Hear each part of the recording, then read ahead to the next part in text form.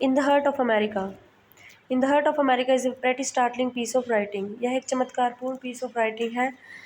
It has a driving political anger and entwining of the personal and political that marked some of the best British writing of the early 70s। इसमें एक ज़ोरदार political गुस्सा दिखाया गया है और एक पॉलिटिकल और पर्सनल कॉम्बिनेशन दिखाया गया, जुड़ाव एक दिखाया गया है। That marked some of the best British writing of the early 70s, जिसने अर्ली 70s यानी कि 70 के दशक के शुरुआती वर्षों की जो बेस्ट ब्रिटिश राइटिंग्स है उनको मार्क किया, उनको चिन्हित किया। The vigour and mystical overtones of रा सैम शेपर्ड, और सैम शेपर्ड नाम का एक जासूस व्यक्ति है, उसके मजबूत और रहस्यमय इरादों को चिन्हित किया। And the grace and sensuality of a poet, और एक कवि की महिमा और कामुकता को भी चिन्हित किया। The landscape here is the barren burned out and emptiness of history's war zones, और यहाँ का जो लैंडस्केप है, जो परिदृश्य है, वो बंजर है, जला हुआ है, और इतिहास में जो युद्ध लड़े गए हैं जिन जगहों पर वो युद्ध लड़े गए हैं उन जगहों के खालीपन से भी भरा हुआ है। And the talk is relentlessly of death and destruction, और यहाँ पे निरंतर मृत्यु और विनाश की बातें होती हैं। But there is love also, लेकिन यहाँ पे प्रेम भी है। The heartbreaking and riveting story touches on the many shocking practices within the US military, weaving through the decades by going back and forth between the Vietnam War, the First Gulf War and their aftermath. Vietnam युद्ध, पहले खाड़ी युद्ध और उसके बाद के बीच आगे और पीछे जाकर अमेरिकी सेना के भीतर कई चौंकाने वाली प्रथाओं पर दिल दहला देने वाली और रोमांचक कहानी यहाँ पे छूती है। The play follows a young Palestinian American woman who's trying to unravel the mystery of how her brother Ramsey lost his life during the First Gulf War। ये जो इस नाटक में एक फिलिस्तीनी अमेरिकन महिला के बारे में बताया गया है, जो इस रहस्य को जानने की कोशिश करती है कि उसके भाई, किस तरह उसके भाई ने अपनी जान खो दी फर्स्ट गल्फ वार के दौरान, किस तरह उसकी मृत्यु हुई। Through flashback we discover the love affair between her brother and his partner क्रेवर। फ्लैशबैक में हम देखते हैं एक लव अफेयर को जो उसके ब्रदर रेमजी और उसके पार्टनर क्रेवर के बीच में है। An affair that ultimately led to his death, ऐसा लव अफेयर जो उसकी मृत्यु का कारण बना। Intertwined with this is a story between a Vietnam soldier and the ghost of a woman who is determined to get justice of her daughter who the soldier killed during the massacre of My Lai। और इसमें एक story है जिसमें एक Vietnam soldier है और एक भूत है, एक औरत का भूत है, उनकी स्टोरी है ये। वो जो भूत है is determined to get justice for her daughter, वो अपने बेटी के लिए न्याय के लिए दृढ़ निश्चयी है, जिसको उस सोल्जर ने माई लाई के एक हत्याकांड के दौरान मार दिया था। The play was jammed packed with many themes, और इस जो प्ले में बहुत सारे कई विषयों से ये भरा पड़ा है। Touching on sexual assault, homophobia, racism and familial tension, जिसमें यौन उत्पीड़न, समलैंगिकता, जातिवाद और पारिवारिक तनाव शामिल है। Despite covering many issues however the production somehow never overwhelms you, इतने सारे मुद्दों को कवर करने के बावजूद ये जो प्रोडक्ट है, इनकी जो राइटिंग है, कभी भी आपको अभिभूत नहीं करता, ओवरहेम नहीं करता। The play only has 5 characters and each character was extremely talented and executed their roles with a passion. इस प्ले में पूरे 5 पात्र हैं और प्रत्येक पात्र जो है वो बिल्कुल टैलेंटेड है और पूरे पैशन के साथ, पूरे जुनून के साथ उसने अपने रोल को निभाया है।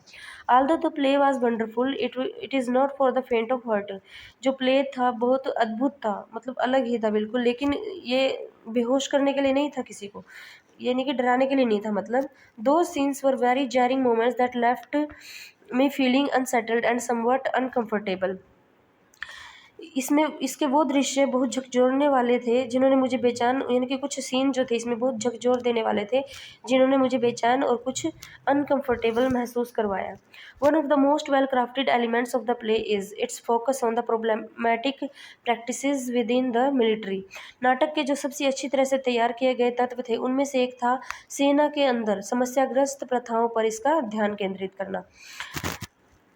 Witnessing the racism Ramsey was subjected to because of his ये पैलेस्टीनियन हेरिटेज। नस्लवाद के साक्षी रेमजी को उनके फ़िलिस्तीनी विरासत के कारण बहुत इन हिज मतलब पीड़ित किया गया, both in his childhood and from his officers, उसके बचपन में भी और जवानी में जो उसके ऑफिसर्स के द्वारा।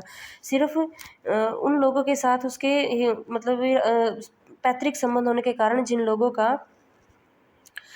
कनेक्शन था to the people that the United State was at war with, जिन लोगों का संबंध था किसके साथ, संयुक्त राज्य अमेरिका के साथ, जिनका युद्ध चल रहा था उनके साथ संबंध होने के कारण उसको जो है इतनी सारी घृणा को झेलना पड़ता था।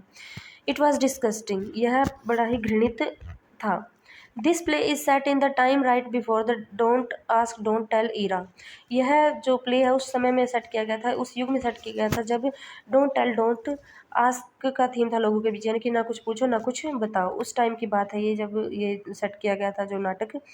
और homophobia, Craver and Ramsey experience is unimaginable, और इसमें जो क्रेवर है, होमोफोबिया यानी कि जो भूत है, और रैमजी का जो एक्सपीरियंस है वो बिल्कुल अकल्पनीय है।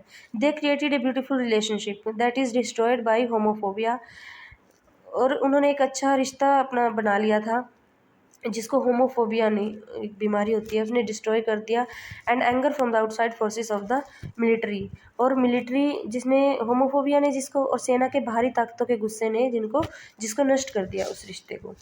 The play also sheds light to the military's issue of sexual assault, यह नाटक सेना के यौन उत्पीड़न के मुद्दे पर भी प्रकाश डालता है।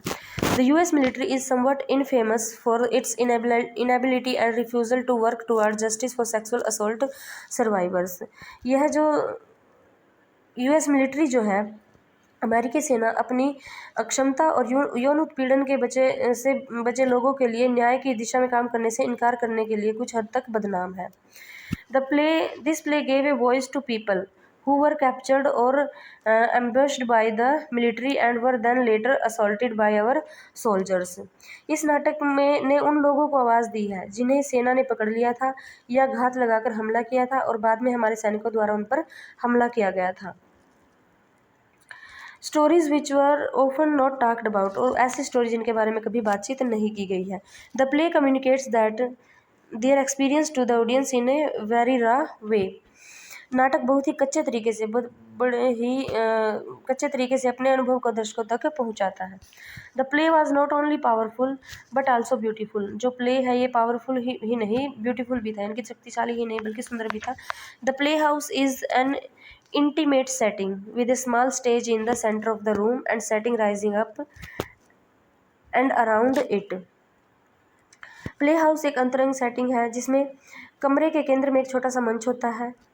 इस प्ले के लिए एक कमरा होता है, उसके केंद्र सेंटर में एक छोटा सा मंच होता है, स्टेज होता है, और ऊपर और चारों ओर बैठने की जगह होती है। The set was a glowing focal point, set एक चमकता हुआ फोकल पॉइंट था, केंद्र बिंदु था। It doubled as an Iraqi desert and motel 6 bedroom, यह एक इराकी रेगिस्तान और मोटल 6 बेडरूम के रूप में दोगुना हो गया। The bedroom was half submerged in the sand, वो बेडरूम जो रेत में आधा डूबा हुआ था। Allowing it to depict many locations while also suggesting that all the moments past and present were intertwined, जिसे यह कई स्थानों को चित्रित करने की इजाज़त देता है, जबकि यह भी सुझाव देता है कि सभी क्षण अतीत और वर्तमान आपस में जुड़े हुए थे। Lighting was also utilized as an effective tool, जो लाइटिंग थी, प्रकाश था, वो भी एक प्रभावी उपकरण के रूप में यूज़ किया गया था। Changing the colour of the room to appear in a hue of blue or green allowed the audience to feel the characters being transported to the past, और जो कमरे में रंगों को नीले या हरे रंग में बदला जाता था, इससे दर्शकों को यह महसूस होता था कि पात्र जो है वो पास्ट, प्रेजेंट और somewhere in between, past, present या कहीं बीच में पात्रों को यानी कि कैरेक्टर्स को ले जाया जा रहा हो।